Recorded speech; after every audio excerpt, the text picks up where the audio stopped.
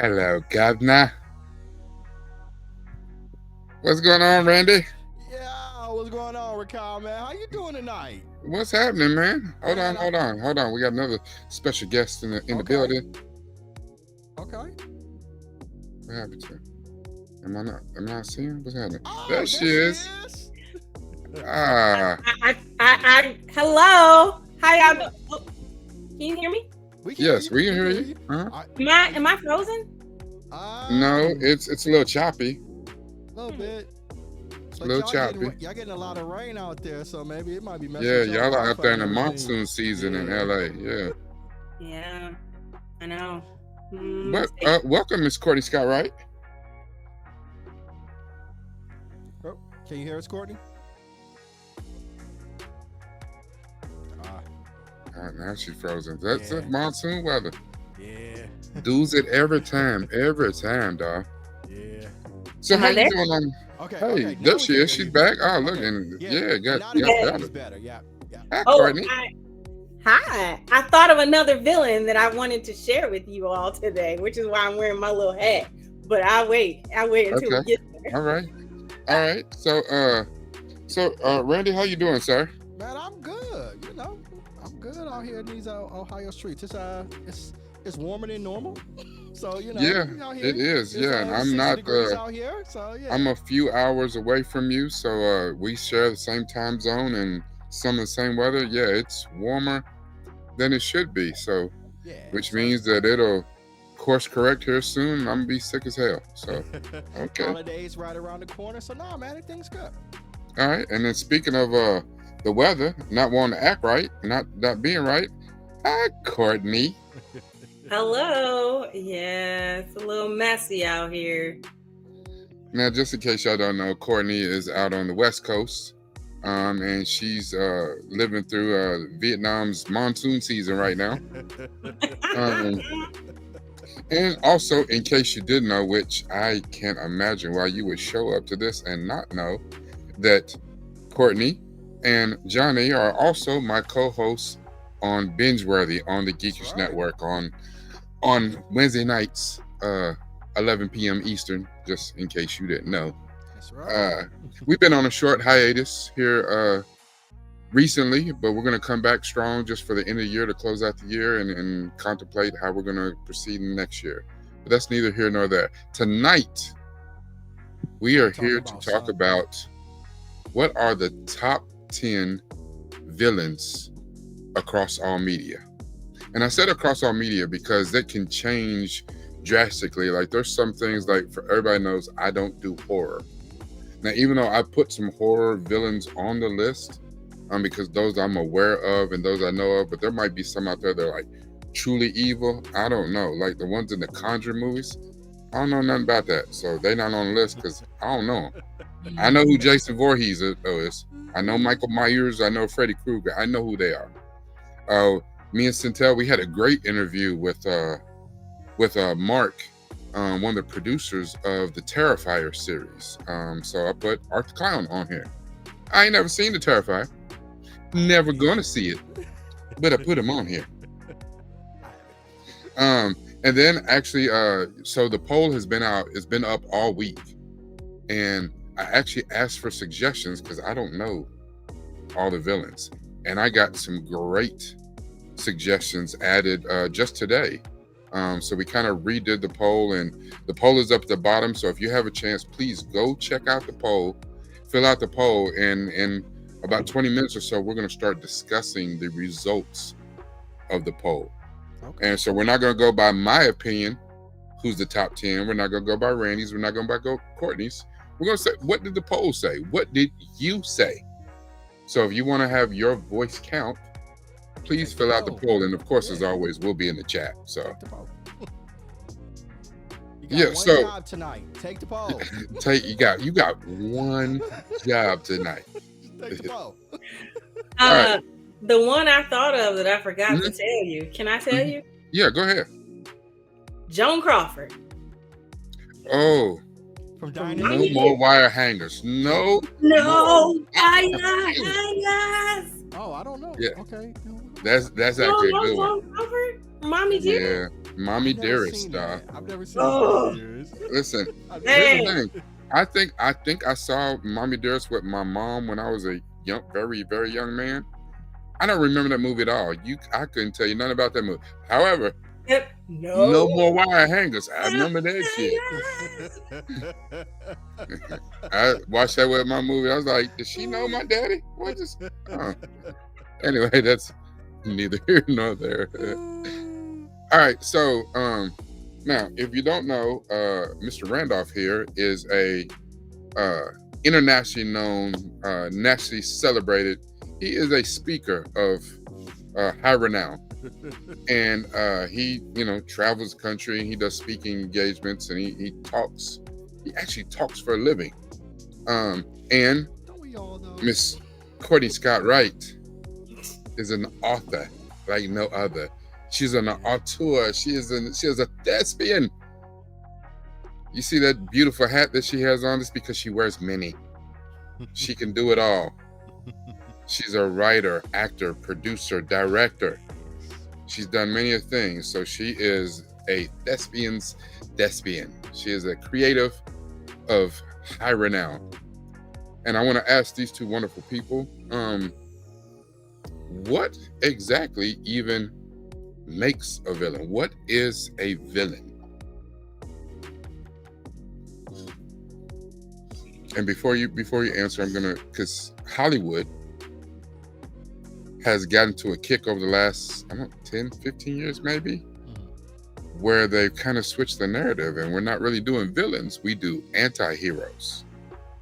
We do bad people who do a couple good things, I don't know, for a bad reason, good reason, I don't know, but they've been infatuated with anti-heroes for a while.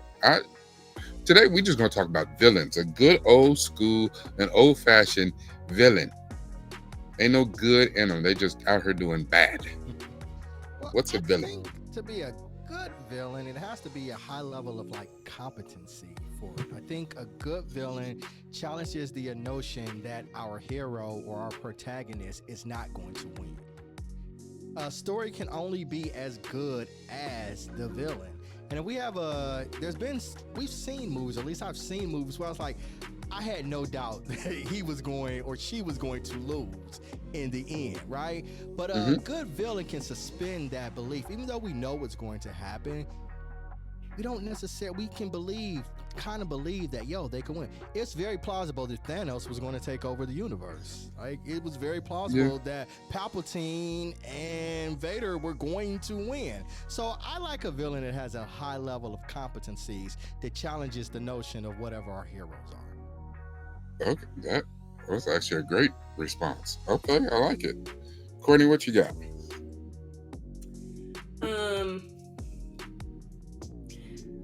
Well, I think there are two types of villains in my opinion. There's the villain that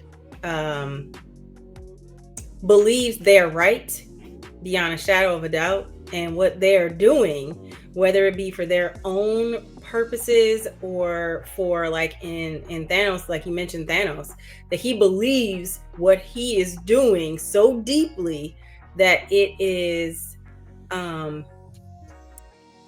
his right to do these things for the greater good. Like, that's not an anti-hero. That's a straight villain. He's a sociopath. He does not realize what I take it back. Sociopath does realize it. He just doesn't care. You know what I mean? Like, it's not, it's just my agenda is right and you're wrong. And this is what I'm doing, And then there's the psychopath. The psychopath is just, is just plain nuts, or what it's not, obviously not scientific, but it's somebody who really doesn't care. Like, they're pure chaos and they're doing it to be chaotic and to like throw the wrench in the story. But I mean, naturally a villain, like thematically and within story, it's the antithesis of your protagonist. The antagonist is the antithesis. It's the other side of like yang. Okay. All right. Well, that's actually It's actually a good. I didn't want to cut you off. Were you finished or you have? So for me, I kind of like what both of you said. I like a villain that's just really doesn't have any redeeming qualities. Maybe they're evil just for the sake of being evil. They just out here doing evil, doing wrong, whatever. If they trying to take over the universe, they trying to kill everybody in the city. Just not a whole lot of rhyme or reason to it. Just, you know what? I woke up today, I felt like killing. That's what we're gonna do. Because I think that in order to believe good, and to what Courtney was saying, you have an antagonist, you have a protagonist. All these people kind of fighting against their nature and they're good, and everybody gets their hero complex, hero syndrome. No, then I need that the villain needs to just be evil. There's no reasoning with them. Like on the list, I didn't put xenomorphs like from Alien franchise. I didn't put the Predators or the Yautja from the Predator franchise. Because ain't nobody ever had a conversation with them. I don't, you know what I'm saying? Nobody understand what they're talking about. You don't know why they do what they do. They just do what they do. And because they're aliens, that could be something that's a species thing. But most of the horror movies and most of the movies on here where you got your, one of the people's on the list, Hannibal Lecter. He never really explained. He's like, you know what? Because that one time when I was 7, my mama hit me too hard. I started eating people. Like, what? You just out here killing people? TV show, though? Didn't they have that TV show that kind of went into his? I don't know. I never watched it. It's not my. It was called Hannibal. Yeah. Did it explain something? A little more. I mean, it tried, but it was. I didn't watch it, but that's just what I heard. Okay. It was a prequel, but they made him. I mean, he did villainous things, but they made him this likable character that, and at times there are villains that like you love to watch them be villainous, like I can't, like Heath Ledger in The Joker. Yeah, you just enjoy watching him enjoy himself, be completely unhinged. Exactly, and you're kind of, I don't want to say you're rooting for him, but you're enjoying the journey just as much as he is. And that, like you have to have a great villain in order to have a great hero arc for them to overcome the villain, But so let me ask you a quick question about somebody who was not on the list, only because I really couldn't figure out what category they fit into. For most of the movie, they seem to fit the villain, but then I don't know, it's almost like they slipped in the anti-hero a little bit. I don't know. Killmonger from Black Panther, because to Courtney's point, there's almost a point where you're damn near rooting for him and you feel wrong about it. You're like, I don't think I'm supposed to root for him. He's the bad guy. I firmly established the bad guy, but is there a difference? Can you be a bad guy and not be the villain? Well, Randy, you want to take a stab at that? I mean, I think you can enjoy a villain. I think it's to Courtney. I think Killmonger is the prototype to Courtney's point earlier. He's so firmly believed in his mission. And anytime we meet anybody in real life, it's like, you believe somebody that's so committed to their vision and it has an inkling of good to it. You can be like, I could see why they did that. But let's not get it twisted. And again, I love Killmonger. He is a villain. He is. He's a villain. I mean, I love him. But I can see the argument of why he wouldn't be for a lot of people. Okay. Technically would, where he was like, hey, indiscriminately, I'm just gonna wipe out all humanity. I'm not gonna judge anybody. Just one fell swoop. Humanity's at its peak, and I'm just gonna get rid of everybody. He believed it. Like I feel like what is your partner in crime? Centel always says strong wrong. Strong wrong. Yeah. Because you're like, even though he's wrong, like he commits. Yeah. And he is clear, like this is what, and to us he's wrong, but to him he's justified. And so like Yeah, he is a villain. Like, I don't think he's an anti-hero. I don't think he's an anti-hero at all, because he has no qualms about burning down Wakanda. Like, he never changes. He would rather have T'Challa kill him than put him in prison. You know, like, he's like, I don't try to redeem me. Like, you know, like, now I do think to Barry Cler, I think Thanos is an anti-hero in a way, because he is strong wrong, but at the same time, he's committed. He's committed. He thinks what he's doing is right for the universe. He's different than Killmonger. He generally thinks, based on what happened to his planet, that he is protecting the galaxies from destruction, you know? And that he's the only one strong enough to do what no one else would do. Yeah, and he didn't do it in a cruel way. Nope. It was like one fell swoop, and we're just gonna wipe out everybody. Yeah, it wasn't malicious. Yeah. No, yeah. Yeah, it's like, no, it's no political, like, you can't shading your way into it. It's like, hey, not only that, the thing is, like, when we watch these little disaster movies, and then we know, the billionaires or people got enough money to pay for a spot on the, on the magic ship that's going, it's in the, it's none of that. We didn't pick the scientists. No, it's random. I snap, half the people gone. You know what I'm saying? Who we got left? We got to make it work with them. In theory, it's not like the worst thing we've seen in mythology, right? Because Greek gods are the one, right? And it's not the worst thing. It's like, hey, you know what? Can you imagine, like, you know what I'm saying? Like, his family, Thanos' family, come to him and is like, wait a minute, you just snapped away your mama and your grandmama, but you left your uncle that's, you know what I'm saying, is rotten, and like, he's like, hey. I didn't, you didn't, we your family, you could have saved us and snapped the other people. No, everybody can get it. Everybody can get it. I want to go back to Hannibal Lecter for a second, because I want to talk about him. And here's my conversation piece about Hannibal Lecter that I really want everybody to help me. Okay. I love Hannibal Lecter, the character, the way it's written, and emphasis on written.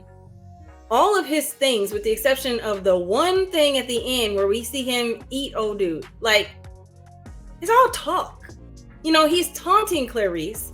I believe he did the things that he's accused of doing, but I needed to see more of Hannibal Lecter, and which is why I was so angry, because I was excited to watch the show Hannibal, but they made him likable.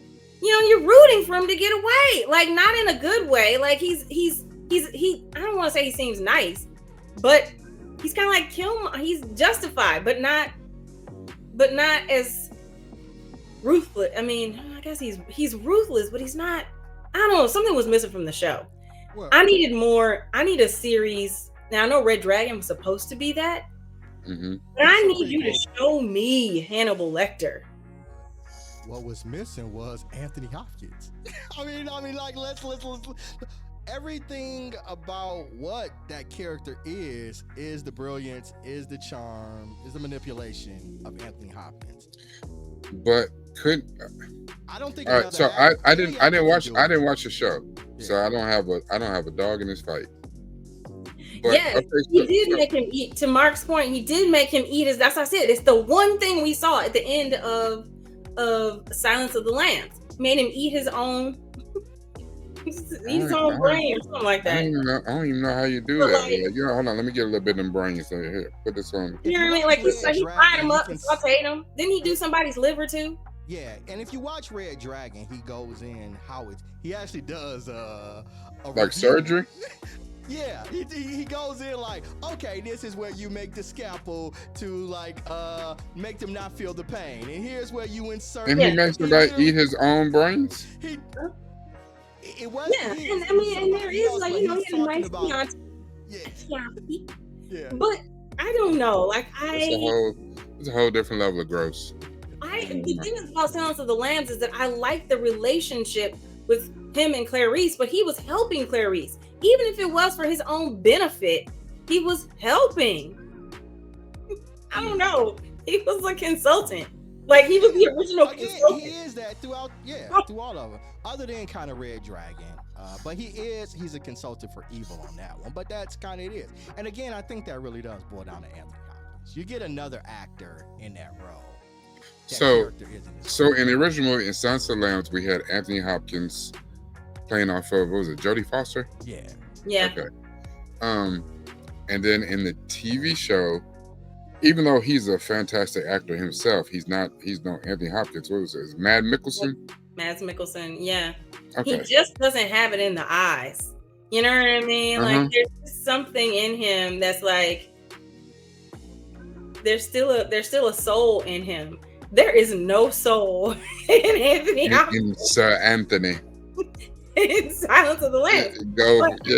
I keep bumping up against him helping Clarice. You know, I'm like, I don't know. I always figured that was more of the manipulation and just playing the game. I don't know, just playing the game. Yeah. I mean, Buffalo Bill for me, dancing around with the skin suit. He was a little more like. Yeah, I was like, man, what the hell am I watching? He had open his robe up and he was tucked. I was like, what is Sam? What is going on? I was like, did I watch the wrong movie? I was watching Silence of the Lambs. This is the crying game. What the hell is happening? Anyway, I do like the fact that you added that you were talking about Anthony Hopkins or Silence of the Lambs, Hannibal Lecter, only because I think that's what Hollywood has done to us. They'll take a character who is clearly 100% the villain, and I don't know, maybe it's just something about us sick Americans that we damn near root for the bad guy. We root for the villain. And so because the execs, the corporate, they just see money. They're like, oh, you like this? All right, well, we'll give you more of it. But if you like the villain, well, we got to give you more of the villain. But they don't know how to give us the villain with giving us villainy. I think the closest thing they've ever done it, and it's not, they completely turned him, well, they started off with him being an anti-hero, was like Dexter. Dexter's not a good guy at all. He is a serial killer. But I was like, you know what? We're going to clean it up because he's going to be a serial killer of serial killers. Yeah. And he's like, ooh, it's kind of dicey. But I think I can get behind that. And most of these, you can't get behind that. Like, I understand why the Joker's a compelling character. He's just damaged. Shit crazy. Yeah, he's damaged. There's no rhyme or reason to why he does it. Yeah, Alfred told Bruce Wayne, he said, listen, there's some people that just want to see the world burn. They don't give a shit. They want to see it burn. And the Joker is one of those. And because we don't have any access, thank God, to anybody like that in our lives, we don't know anybody like that. Hopefully, you might. They might just. You never know. It's your uncle. You never know. It's crazy as hell. We're fascinated by that type of actions because it almost seems unreal that people actually go out here and do that. But I mean, I think if you lean into anything hard enough, you're going to have a fan club. We can see this in our political society going on right now in this world, right? Yeah. I think there's something to be said with escapism and voyeurism. It's about having the opportunity to watch somebody do something just utterly despicable and feel safe watching that. Like you're not like, we're not out here doing crazy things to people like the Joker, like Hannibal Lecter, but watching it is like, that is insane. Like I can't. So it's like, I don't think it's necessarily rooting for the act, but watching them either get away with it or the psychosis behind it frees people to, like, I don't want to say embrace their own cuckoo, but in a way, it's watching that releases a little bit of your crazy for you. I don't know. Follow them. I don't know. It's interesting. It's interesting. But like, why do people watch horror? Do you know what I mean? Like, you want to be scared. Like you physically go into a scary movie hoping to get scared. And if you don't get scared, then you're mad.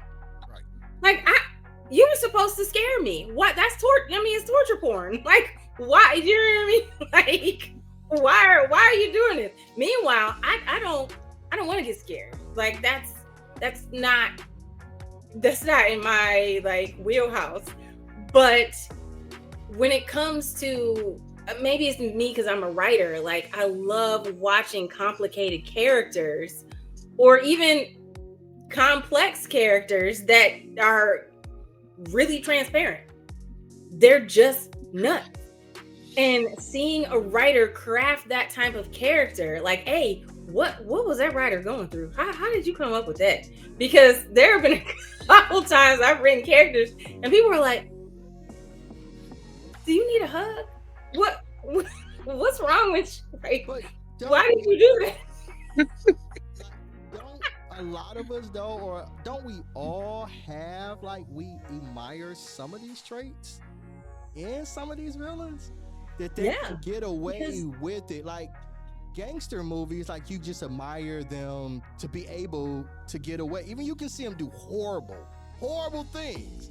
You're like, Tony Soprano's an alright guy. You know what I'm saying? It's like, and they're just horrible people. Until he's not. And, until he's not.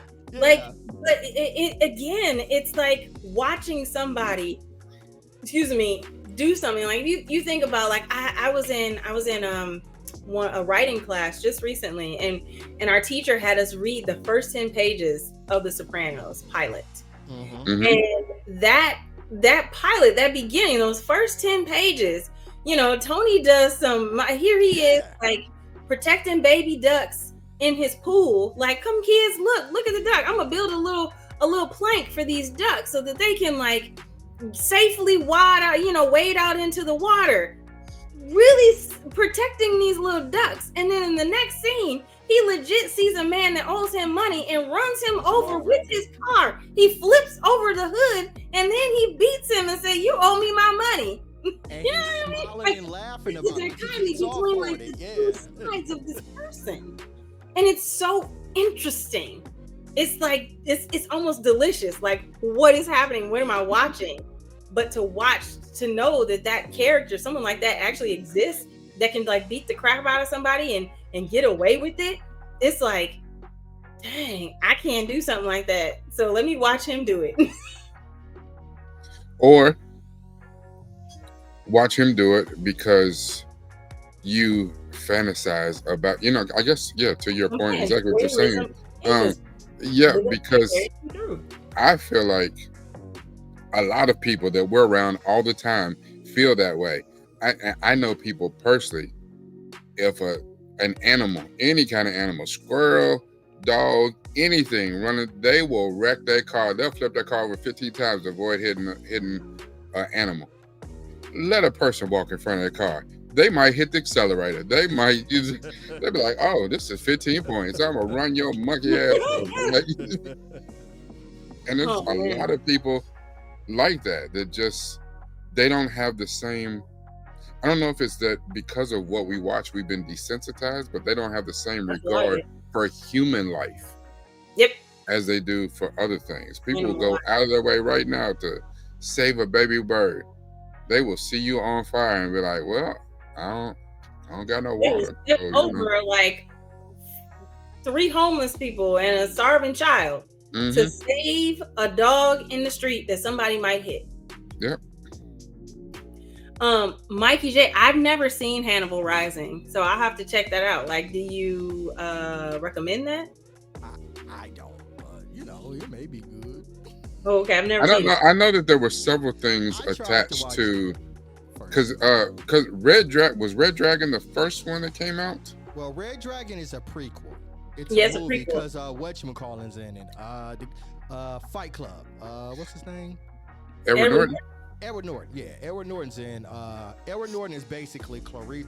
Edward Norton is the FBI agent that arrests him for the setup and Silence of the Lambs. Yeah, he's the guy that's played by Claire Danes' husband, who I cannot think of his name, in that Hannibal TV show. Okay. I'm pretty sure those are the same character. Let me look that up. It's a prequel, but it's not that. It's not like childhood or early bring up prequel for Red Dragon. Was Silence of the Lambs the first movie in this whole franchise? Was the first movie? Yeah. Okay, it's the first project in this whole universe. Okay. I just wasn't sure. I've heard of Red Dragon. I've heard of. Is Hannibal Rising? Is that the TV show? No, it's just Hannibal. The TV show is just Hannibal. So Hannibal Rising was another movie? Oh, I don't remember. Yeah, I guess. Oh, okay. Because that's not. Yeah, and I could have just not watched it. I just know that Red Dragon is the prequel to Silence of the Lambs. Yeah, it's just one of those things like with Hannibal Lecter. I was like, you know what? I don't need to know if I need to know his motivation for. He's gonna eat your kidney like some fava beans with a nice Chianti. I don't need to know if I need to know why. Yeah, the movies don't provide a lot of motivation. I thought Edward Norton. I don't think he was in Hannibal Rising. No, Edward Norton's in Red Dragon. Oh, okay. And then Mark says that the movie Manhunter was first. Oh, Manhunter was first? Yeah. And then Mark also said Brian Cox played Hannibal in one of those that y'all talking about. So then that must have not been Anthony Hopkins in the one that Mark is talking about. No, I thought Anthony Hopkins was only in Silence of the Lambs. No, he's only inside. No, he did. No, he's in all of them. Anthony Hopkins is in all of them. No, I ain't even seen them, and I don't think he's. He's in all of them. He's in Red Dragon. Is he? Yeah. Go look it up, guys. I mean, listen. I defer to you. I truly do not know. Oh, Manhunter, but he wasn't. Hannibal Lecter wasn't in Manhunter. Jodie Foster. Yeah, Manhunter. I don't know. Jodie Foster was only in Silence of the Lambs. Yeah, she was only in Silence of the Lambs. Anthony Hopkins is in that second because the character gets fired. Jodie Foster's Clarice gets suspended. But that's the one with the redhead woman, Clarice. Yeah, and Anthony Hopkins is in it. Okay. Well, yeah, Anthony Hopkins is because they're all Silence of the. They're all based. Julianne Moore played her in. Oh yeah. Right.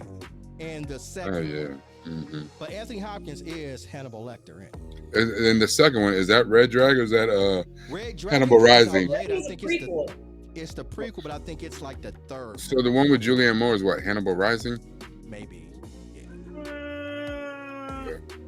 Okay. Because it's not a prequel, it's the subsequent event. It's the sequel to Silence of the Lambs. Okay. That one is definitely the sequel. Sorry, I'm looking it up right now. Yeah. Because now I want to know. Yeah, he's in all the movies.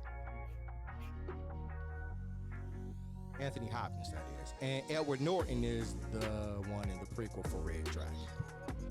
Okay.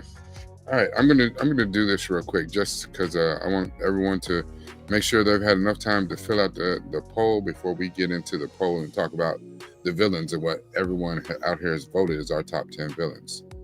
So. Okay, so she was in Hannibal, and you're right, he was. So I guess that's the sequel.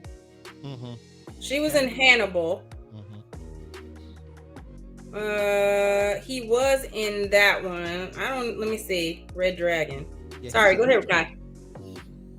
All right, so we put together an initial list. The initial list had about 24 villains on it, and I got a few more additions, so the list got pushed out to 32 today.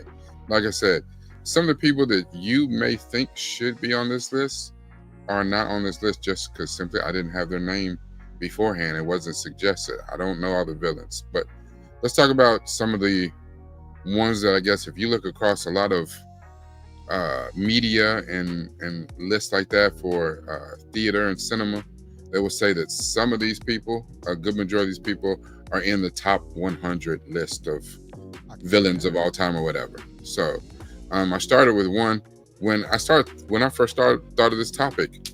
The first one that popped to my mind is, I think he was voted as the #1 villain of all time. I think Darth Vader from Star Wars. Again, the Hannibal Lecter, who we just talked about from the Silence of the Lamb universe.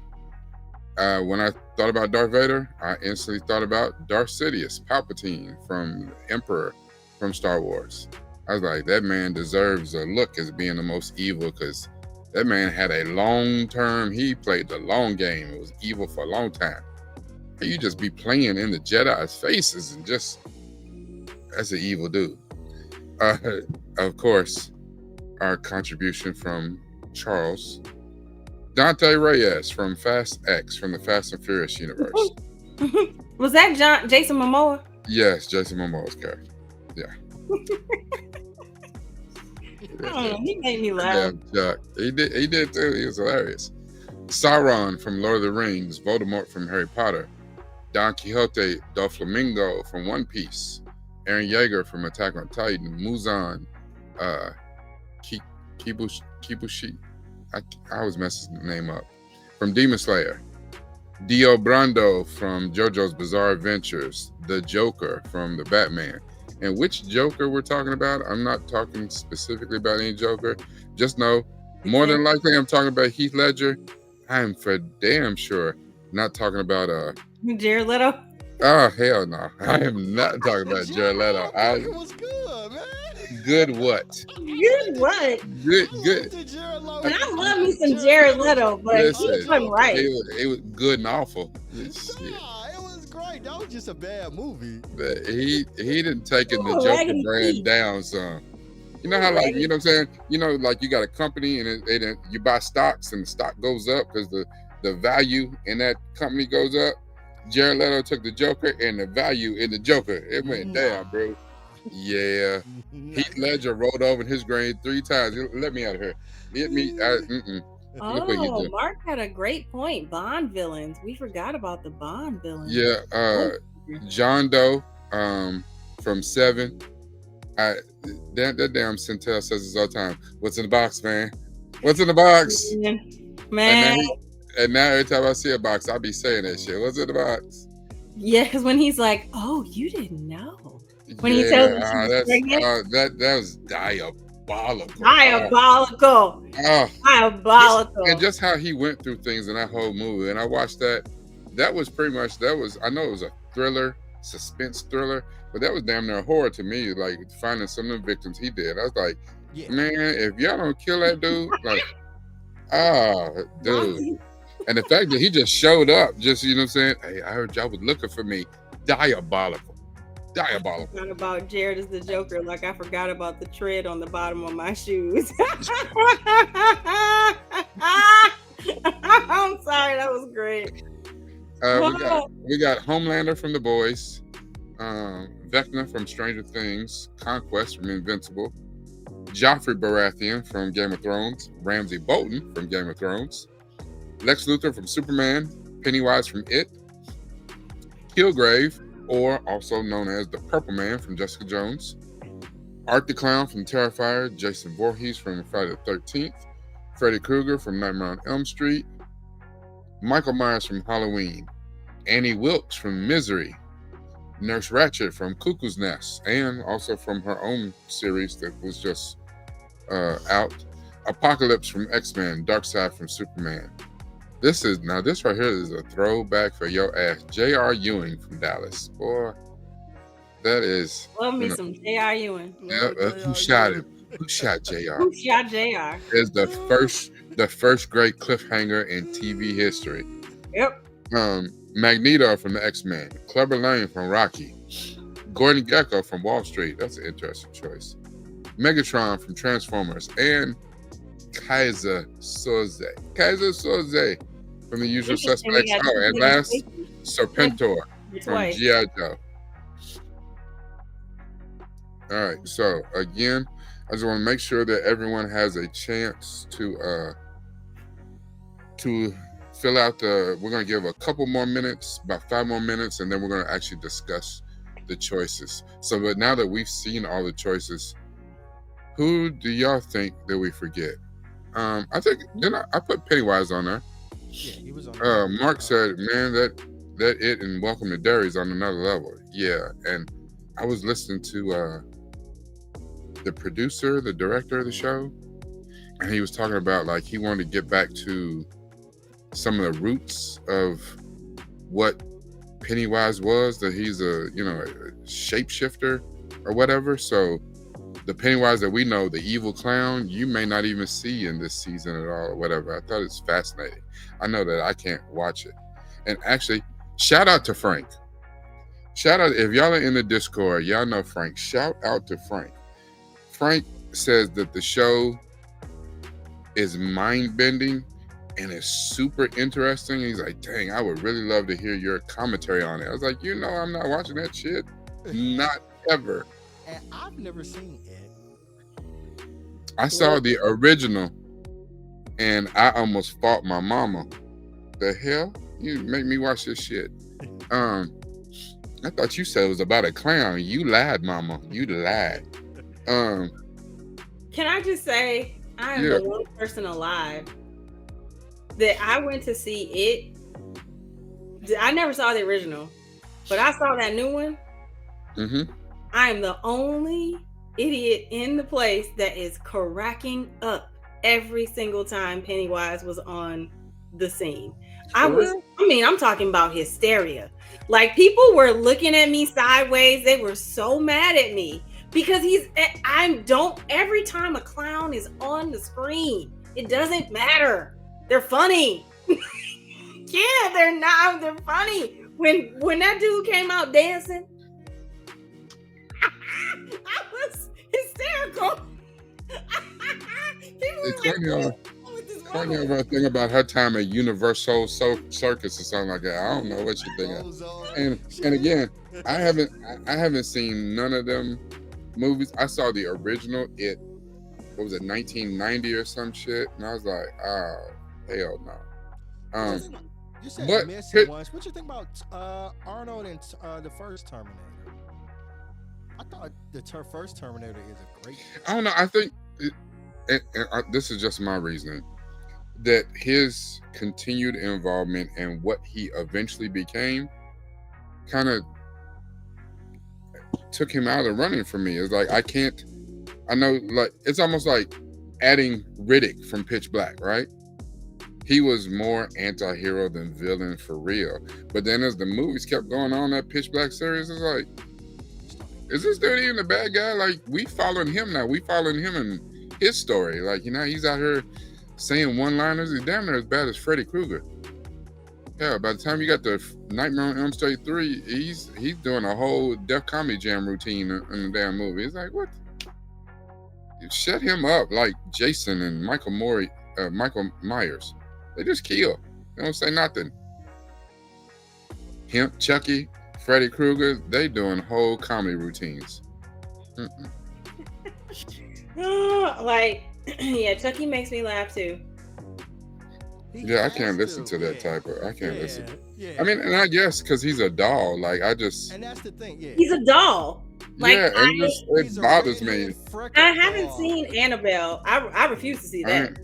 I ain't seen it. I don't want to see that. Here's the thing though, because like Chucky, the dude, the serial killer who got into Chucky's body, he practiced Satanism or whatever, did some witchcraft type of stuff to put his soul in the body of a doll. Ain't Annabelle like a possessed demon doll or some shit? Yeah. Same shit. Damien, the Omen. Oh. Did y'all ever watch the Omen? Yeah. No. Because that's when I was, living at home. Nope. I haven't watched horror movies since I moved out of my apartment with my mother. Moving out of my house. He is the son of the. He been having roommates. He is Lucifer's son. I know who Damien is. I know the movies. And I'm talking like the original Omen movies, like back in the 80s. Yeah. That's what I'm talking about. Absolutely not. I don't listen when it comes to that demons and devils and I don't play with it. I haven't watched any movies. Like when I was, when I have a boyfriend, then yeah, I watch scary movies because then he got to come home with me, so I don't have to go home alone. But since I haven't had, I don't have one right now, so therefore, I watched nothing. I don't know. And see, that's the thing. Like, I don't do horror at all. So it didn't, you know what I'm saying? Hell, when I was married, when I was booed up, whatever, I can't be the one. My girl sitting over on the couch just be like, oh, she want me to hold her and secure her. And I'm the one screaming and crying like a little girl with a skin knee. I don't know. Oh my God. But no, I don't I do can it. see No. Damien on that list because he was pure villain, and they did Yeah. 3 of them in the 80s. I don't know if they did in the subsequent. Then you had them Rottweilers attack somebody and Oh, had Cujo. the birds attack somebody. Yeah, I don't know. I really didn't think of Cujo. I did watch Cujo, and I started staying away from all big ass dogs. I was like, yep, I don't even like them. I have no dog that can take me down.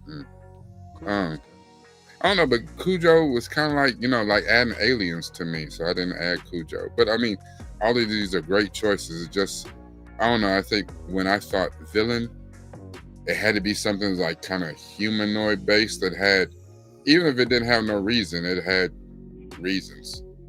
Michael Myers didn't have reasons, but I don't know, whatever. He's jealous of his sister since 76. It just, Mr. Randolph, we're at the 2.5 hour mark. And no, I think that this was excellent. And just, full transparency, I'm not often, me and Centel work so well together, and the reactions, we've been doing it for a while now. So this is a very easy kind of back and forth where we volley, you throw it up, I'll slam it, I'll give you the alley-oop, you know what I'm saying? You slam it. And listen, however, spending time with Courtney tonight, spending time with you, Mr. Randolph, this was great. And I appreciate you so much for showing up.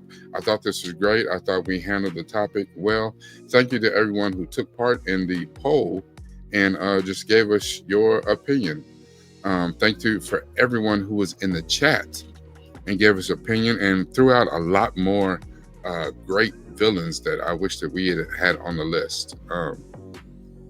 We had a good list though, man. Yeah, we got we had 35. Yeah. We had 35 on the list. And we talked about 10 good ones, so yeah, it's a good discussion. Yeah, and a few of these other ones in here we kind of mentioned, in passing or whatever. So, but yeah, this was a good discussion. So, sir, before we close out, do you have any final thoughts or anything that you want to publicize? Tell them about the come on now, the Randolph Speaker Bureau. Yo, if you're interested in learning how to enhance and sharpening your presentation skills, your public speaking skills, go to my YouTube page at Randolph Speaker Bureau. We've got a lot of tips, we got a lot of good know-how, and we can help you transfer into the speaker that you want to be to nail that next corporate assignment. Thank you so much. Again, make sure that you guys in social media, check out the Randolph Speaker Bureau. Mr. Randolph here, Johnny Randy, as we affectionately call him, he is a dynamic speaker. He really is. Thank you, sir. And he's family to me. You know what I'm saying? Him and Chuck, they family. So I'm used to it, but y'all need to get used to it. So hit his line, hit his social media, you know what I'm saying? Subscribe, like, comment, all that.